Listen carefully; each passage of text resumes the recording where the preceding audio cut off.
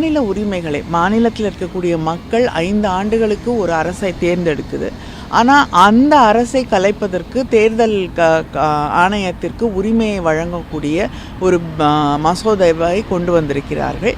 இது மட்டும் இல்லாமல் மாநிலத்தில் இருக்கக்கூடிய பிரச்சனைகளையும் ஒன்றியத்தில் இருக்கக்கூடிய பிரச்சனைகளையும் நாடு முழுவதும் இருக்கக்கூடிய முக்கியமான விஷயங்களையும் ஒரு குழப்பத்தில் கொண்டு போய் நிறுத்தி இந்த தேர்தலில் மாநில கட்சிகள் கொஞ்சம் கொஞ்சமாக வழிவிழக்க செய்யக்கூடிய ஒரு தேர்தலை நோக்கித்தான் இந்த சட்ட மசோதா நம்மளை அழைத்து செல்லும். அதை தாண்டி இது ஒரு பிரசிடென்ஷியல் ஸ்டைல் ஆஃப் கவர்மெண்ட்டுக்கு தான் வழிவகுக்கும். இது அடுத்த கட்டம் அங்கு தான் போய் நிற்கும். இது அதனால் நம்மளுடைய மாநில சுயாட்சிக்கு அடிப்படை உரிமைகளுக்கு எல்லாவற்றிற்கும் எதிராக கொண்டு வரப்பட்டிருக்கக்கூடிய ஒரு மசோதா. அவங்க சொல்கிறாங்க இந்த மசோதா கொண்டு வருவதால் தேர்தல் செலவுகள் குறையும் அப்படின்னுட்டு.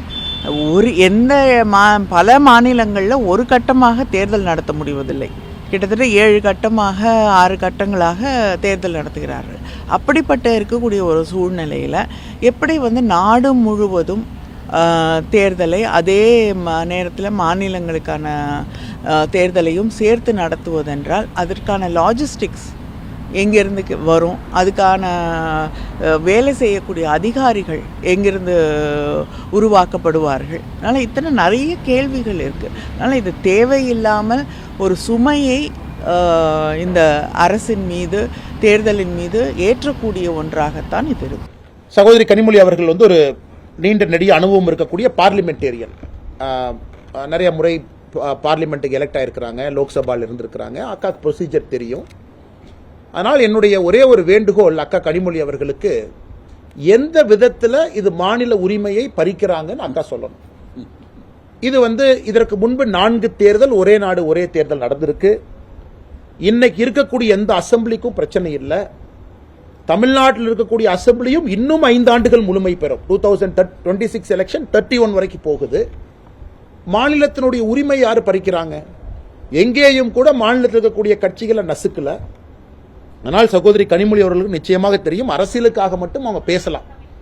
ஆனால் எங்கேயும் கூட மாநிலத்தினுடைய உரிமையை பறிக்காம ஒரே நாடு ஒரே தேர்தல் என்பது இந்தியா முழுவதும் ஒரே கல்ச்சர்னு யாரும் சொல்ல வரல.